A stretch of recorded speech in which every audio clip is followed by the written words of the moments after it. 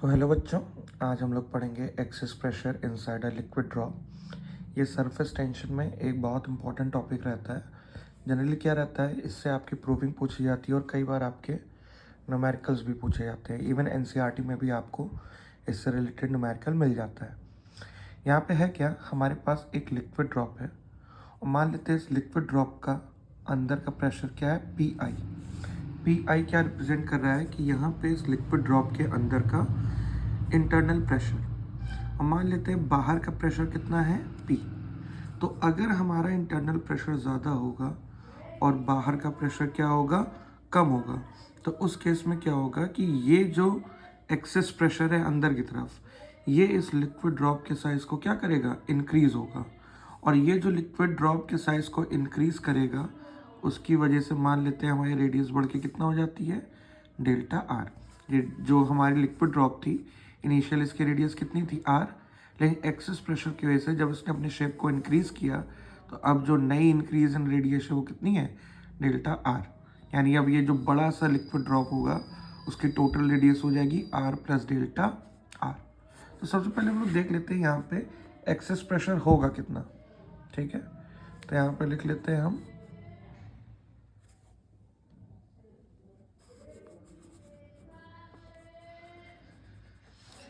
Excess pressure, जिसको हम denote कर रहे हैं डेल्टा पी से।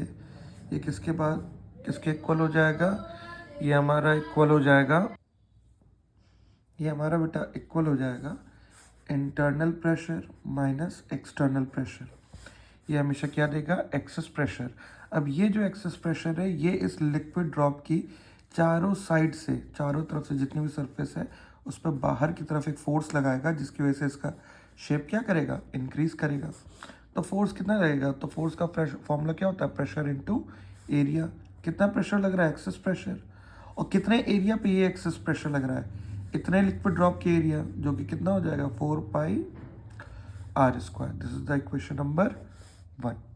ठीक, अब हमको पता है यहाँ पे वर्क का फॉर्मूला क्या होता है, work done is equals to force into displacement. तो फोर्स कितना लगा रहे हैं हम, डेल्टा पी ब्रैकेट में 4 पाई आर स्क्वायर, और डिस्प्लेसमेंट यहाँ से यहाँ तक कितना हुआ बेटा, delta R. This is the equation number 2। ठीक, अब आगे हम लोगों ने इसमें क्या देखा है, हम लोगों ने इसमें ये देखा है कि चेंज इन एरिया कितना हुआ है।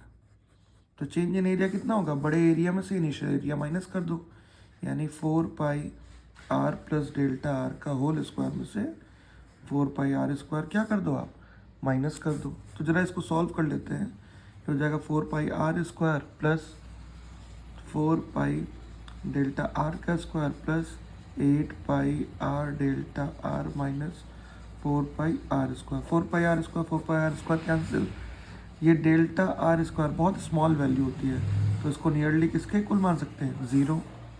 तो हमारा चेंज इन एरिया या इंक्रीज इन एरिया कितना आ गया, 8 pi R delta R. This is the equation number 3।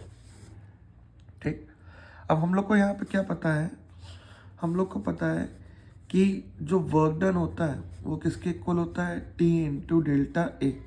और वर्क डन कितना निकाला हम लोगों ने, 8 pi R delta R. T पता नहीं, इस यहाँ पे लिक्विड की जो भी सरफेस टेंशन हो। और चेंज इन एरिया कितना निकाला है हम लोगों ने बेटा, यहाँ पे बल्कि वर्क डन हम लोगों ने ये नहीं, वर्क डन हम लोगों ने निकाला है डेल्टा पी ब्रैकेट में 4 pi R square delta R. T कितना है हमारा, टी टी ही रहेगा, और चेंज इन एरिया कितना है, 8 पाई आर डेल्टा आर। अब पाई से पाई कैंसिल, 4 से कैंसिल करो 2। ठीक, इसके अलावा डेल्टा आर से डेल्टा आर कैंसिल, इस आर से स्क्वायर कैंसिल।